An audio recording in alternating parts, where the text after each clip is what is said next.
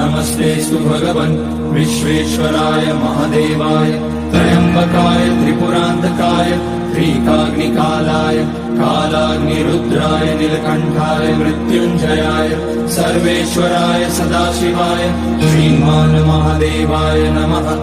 ॐ नमः शम्भवाय च मयोभवाय च नमः शङ्कराय च मयस्कराय च नमः शिवाय च शिवतराय च।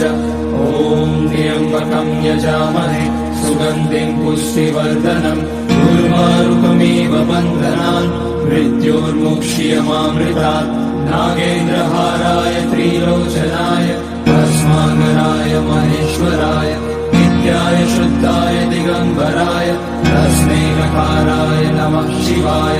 मन्दाकिनी सलिलचन्दन चर्चिताय नन्दीश्वर प्रणतनाथ महेश्वराय